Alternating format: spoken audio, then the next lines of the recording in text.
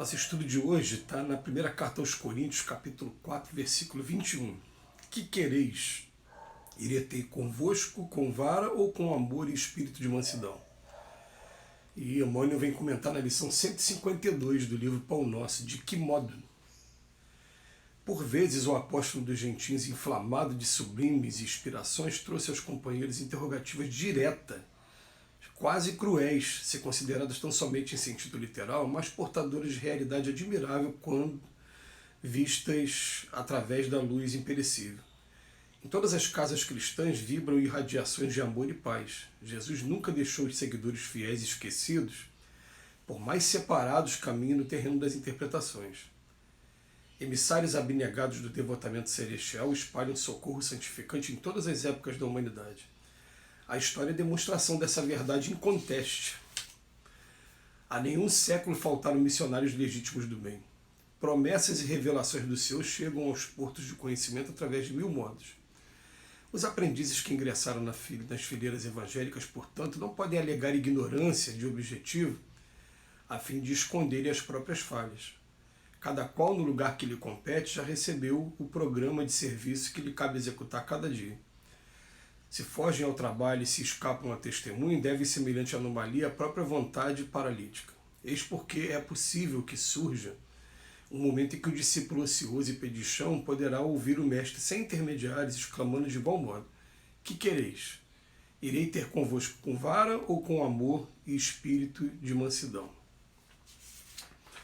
Hoje o nosso estudo é um puxão de orelha.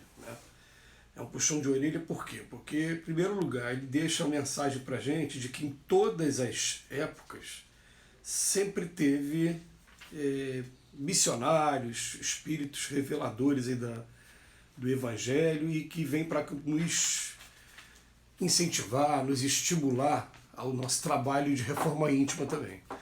Porém, é bom a gente trazer essa informação com a gente, né? Que não existe nada pronto. Esses espíritos que vêm fazer esses trabalhos, na verdade, eles já têm conquistas anteriores, prévias, e por isso eles estavam preparados para vir fazer, desempenhar esse papel. Aí você vai falar assim, como assim conquistas prévias? Já sofreram na própria pele os efeitos de todas as violações à lei de Deus. A ideia é essa. Todo mundo nasce simples e ignorante num determinado momento, todo mundo que cresce, começa a se formar espírito.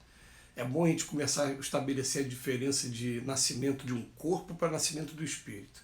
O espírito já nasceu muito antes desse corpo aqui, já vem se desenvolvendo, mas muito antes, muitas experiências diferentes até chegar ao ponto que chegou. E o espírito, nesse momento, está utilizando o corpo, cada um aqui, né? Quem está encarnado, né? Igual a mim aqui, ó. Eu estou usando esse corpo aqui agora. Mas, na verdade, o aprendizado já vem de muito tempo. Então, esses espíritos que vêm preparados para trazer essas informações para a gente, e normalmente as informações eles mais trazem através dos exemplos de vida dele, o caso, né? Leon Denis, Eurípides Barçanufo, o Dr. Bezerra, o Chico, todos esses amigos aí, todos esses espíritos aí. Quando eles vêm conversar com a gente de maneira sincera, eles vêm explicar para a gente, não, olha, eu estou falando para vocês não fazerem isso, por quê? Porque eu já fiz muito e sofri muito. Mas, se vocês acharem por bem ainda ter que passar por essa... faz parte da necessidade de vocês passar por esse tipo de prova, a gente vai estar aqui também ajudando, porque a gente sabe que quando a gente passou por elas, tinha gente também estendendo a mão para a gente. Eles falam dessa maneira com toda simplicidade e sem colocar aquele dedo julgador na gente. É o que deixa a gente, de certa maneira, vamos colocar aqui, né? Até de certa maneira constrangido. Eu estava pensando aqui quando eu acordei hoje, eu fazendo a minha oração da manhã, lembrando de um pequeno deslize que eu tive ontem, né, dentro da minha cobrança aqui moral. E quando eu lembrei desse deslize, veio aquela vozinha falando, a gente estava do teu lado tentando te ajudar, mas você preferiu ainda tomar esse caminho, a gente silencia e procura ajudar também da melhor maneira, mas a gente não tem como interferir no livre-arbítrio, no seu livre-arbítrio. A gente não tem como entrar na sua vida e te direcionar à força. E é o que acontece com a maioria de nós, só que a lição de hoje, ela vem dizer pra gente de maneira bem franca, bem direta, né? Olha o Paulo falando para os discípulos lá de Coríntios, da igreja de Coríntios. O que vocês querem? Vocês querem ter convosco com vara, na violência, ou com amor e espírito de mansidão? O que vocês querem? Né?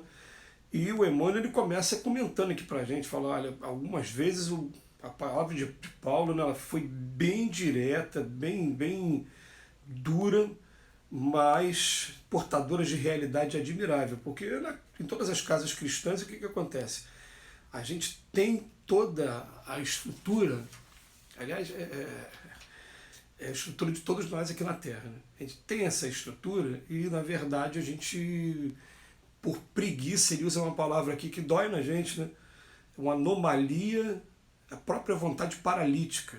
A gente não avança dentro do nosso programa. Por isso que é bom, é interessante a gente pensar sempre assim. Vou procurar fazer uma análise de quem eu era há um período X de tempo atrás. Como eu estou hoje? Em que mudou? Mudou alguma coisa? Eu, graças a Deus, eu fazendo uma análise comigo mesmo, eu olho para trás assim, ó, mudou alguma coisa? Mudou. Falta muita coisa? Falta. Falta muita coisa.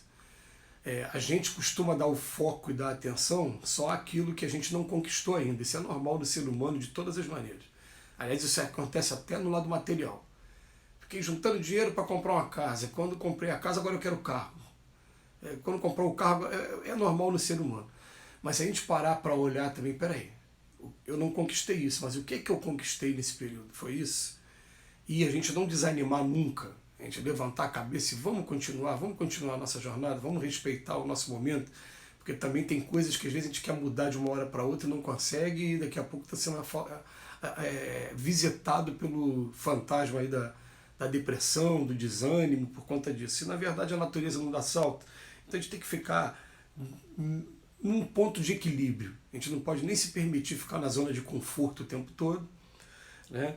E normalmente o que acontece pelo menos no meu caso aqui particular, né? No meu caso particular eu vejo o seguinte, que esses deslizes de ordem moral, numa época eles eram muito frequentes, muito constantes. Hoje eles acontecem de maneira mais pausada.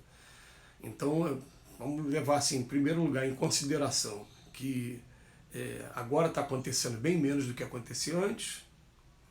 E quando acontecer, levantar a cabeça, falar, eu ainda sou humano, o defeito ainda está muito vivo aqui dentro de mim, mas o policiamento e o trabalho ele já está acontecendo.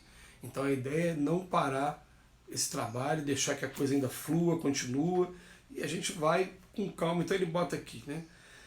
Eis porque é possível que surja um momento em que um discípulo ocioso e pedichão poderá ouvir do mestre também, sem intermediário. Por que você quer? Você está tendo tudo aí, né? E até o mestre perguntando para a gente, né? Vem cá, é com vara ou é com amor, espírito de amor, de mansidão? O que a gente prefere?